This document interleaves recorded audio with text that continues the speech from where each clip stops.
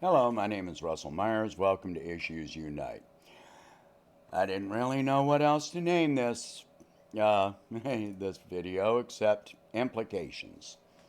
Uh, there have been so many things that of large import, uh, with things to think about behind them in the past week or so.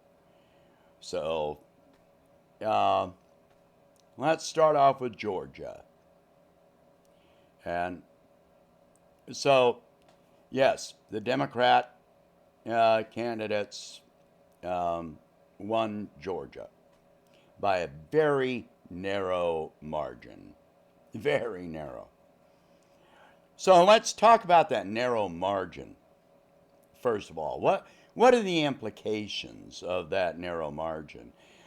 All these races this year uh, have been won by extremely thin margins.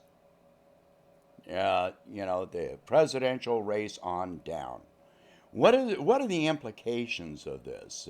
There are voters that are on each side that are crossing party lines and voting for the other side. Georgia is a very good example. Well, what the implications of this is that more and more people are really waking up to the fact that, for the most part, both parties are exactly the same. The only thing that changes is the rhetoric. The end result is still pretty much the same. Now, in Georgia, I'm going to say the fact that the Democrat, um, candidates had voiced support for at least the $2,000 stimulus checks.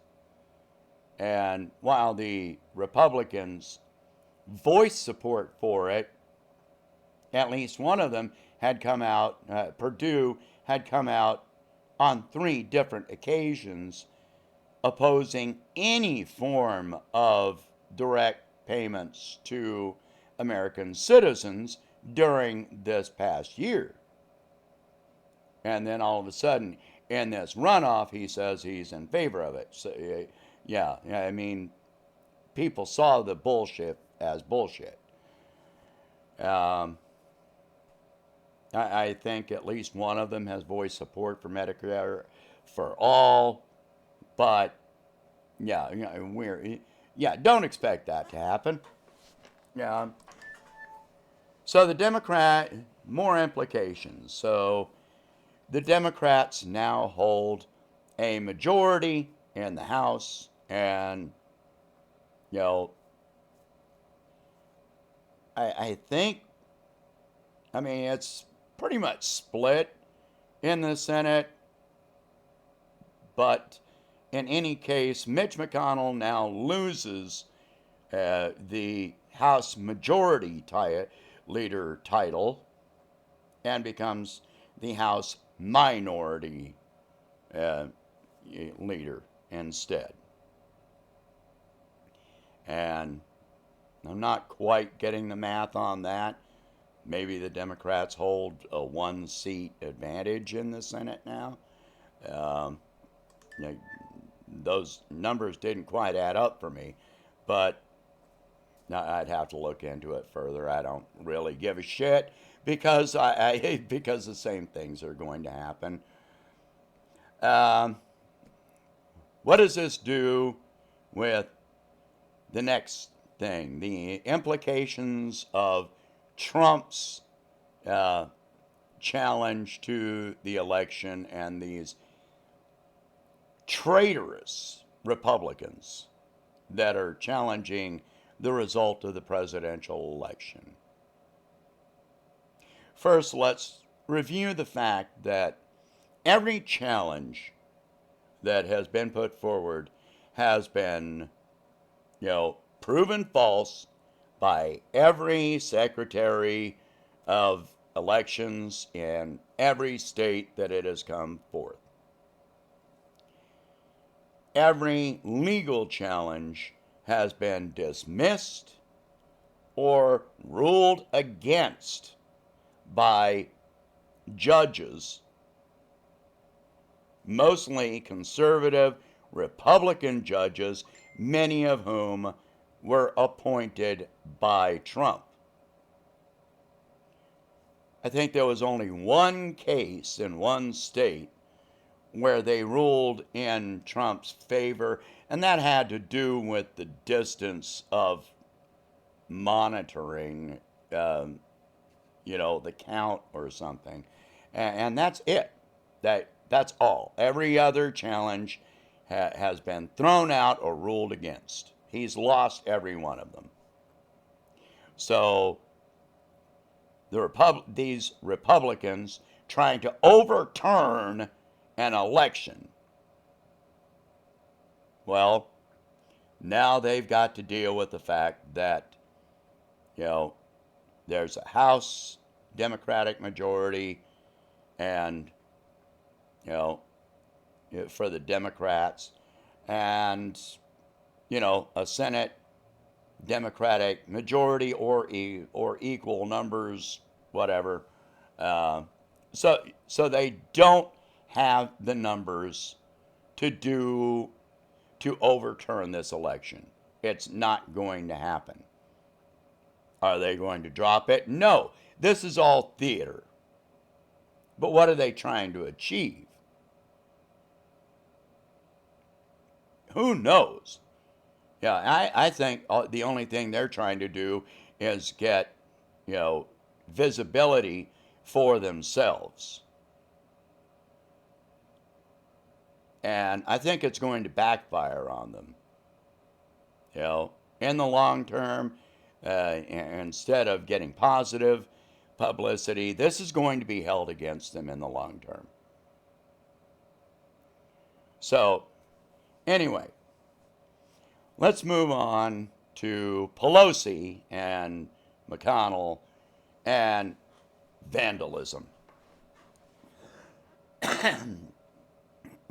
This, have no doubt, was pure theater.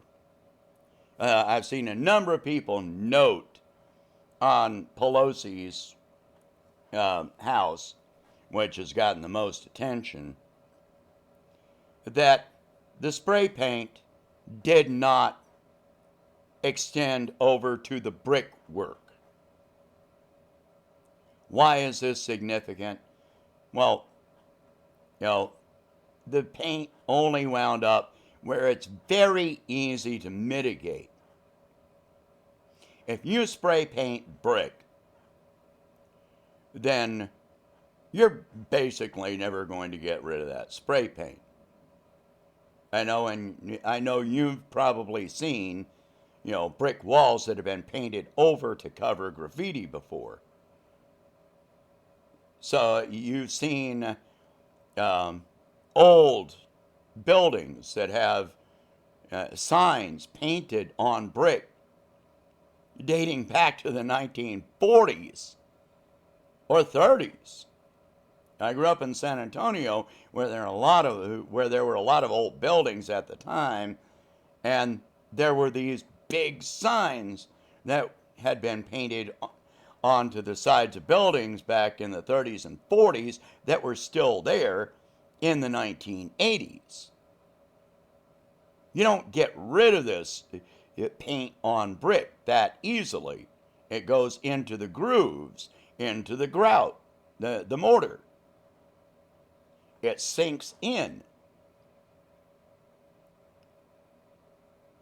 And yet she got to use this as some kind of excuse to not bring Medicare for All to a floor vote in the House. So, yeah, this is all theater. All right, so another implication of this is what? Security. So, Pelosi and McConnell, two of the top, most powerful members of Congress, two of the most hated members of Congress, both multimillionaires, and yet they don't have any dedicated security. They didn't call in the police or a private security firm with protesters outside their houses. Really? You think that this is a thing? No. No.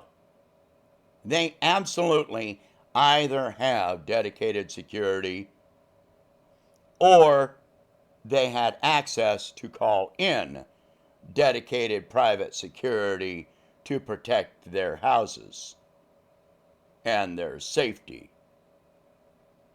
Do you really think that our government that is, working on and implementing facial recognition software, you think that they don't have cameras outside and possibly inside their houses that implement facial recognition? You really think that? No, this was all theater. Even if somebody gets caught and arrested, charged, whatever, what is it? It's a misdemeanor.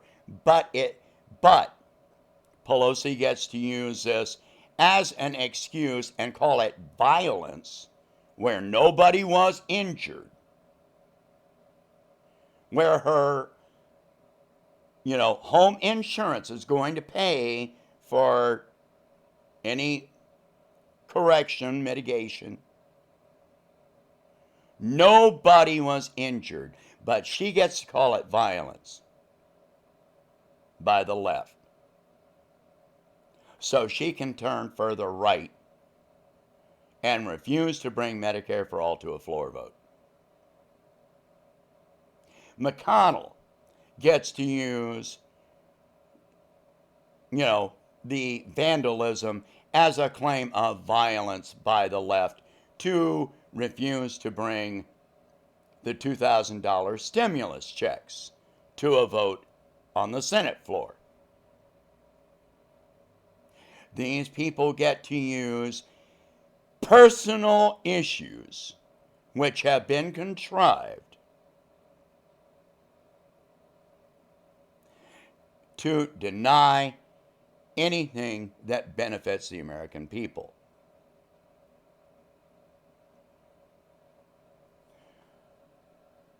No, none of this is real. You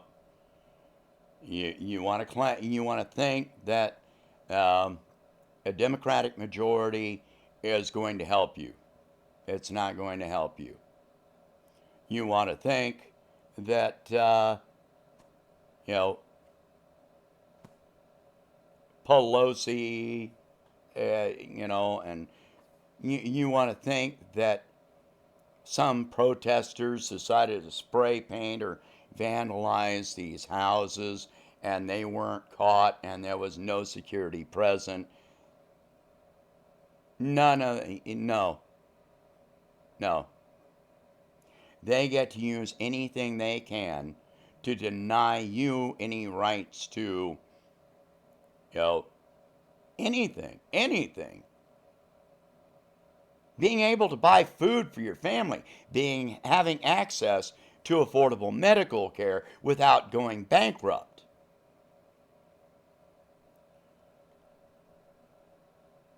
Both the Democrats and the Republicans are on the same side, and it's not your side. All right. Implications of Trump's phone call. If you haven't heard this, I've heard various parts of it, key parts of it. You can take these things out of context in this case. Yeah, he was absolutely threatening governmental officials. He was absolutely implicating for votes to be overturned, discarded, and created, saying, I only want to find X number of votes. I want to find X number of votes which do not exist. There's nothing to find. Everything's been recounted. And, all this stuff, he has crossed the line. But he's crossed the line before. He ordered the assassination of an Iranian general, Soleimani, in Iraq, a supposedly allied nation. That was a crime.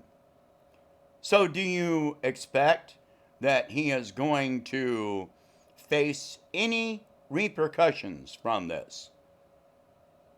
I mean, even Sanders was talking about, oh, well, this is, an impeachable offense. He's only got 2 weeks left in office. What was that shit show of an impeachment before? How long did that take? A hell of a lot more than 2 weeks. What would be the benefits of arranging an impeachment, to throw him out, a day or two before the end of his term? What, so he can't run again? Is that it? No. He's not going to face any criminal implications, any charges on this. It won't happen. Because then they would have to go back and revisit all of Russiagate. The Democrats would have to revisit all of Russiagate, and all of that information would have to be made public. It would have to be declassified and presented to the public. You do not get to impeach a president and say that that the information is classified. And trust me, if they even pursue anything like this, if the Democrats pursue anything like criminal charges against Trump, the Republicans are absolutely going to rise up and demand that all of Russiagate be declassified. They will. Of course, many people here in this country are still so fucking brainwashed that they still believe that there was anything behind Russiagate, and they think that the Mueller report, quantified any of it, and I already went through that. Anyone with half a brain knows that that's not the case. But in this case, yes, Trump actually committed another crime. Another crime.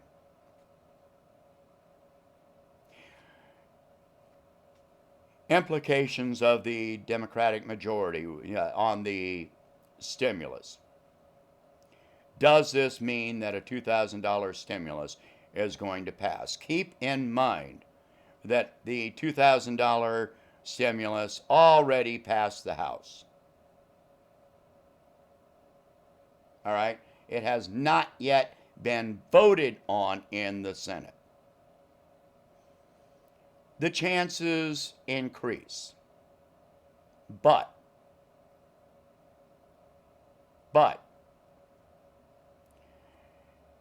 McConnell tied this to, repeal of Section 230, which I am in favor of repealing 230. I'm absolutely in favor of it. But will the Democrats decouple it? You know, or are they going to just make excuses, lay down, and let you suffer? Again, only time will tell. You know, the chances have increased, but only a vote will tell. Anyway, we're going to have to wait and see if there is a vote on that. And people are still going to be suffering until it does. And trust me, no vote is going to be taken on that stimulus until after January 20th. It's not going to happen. All right, that's it.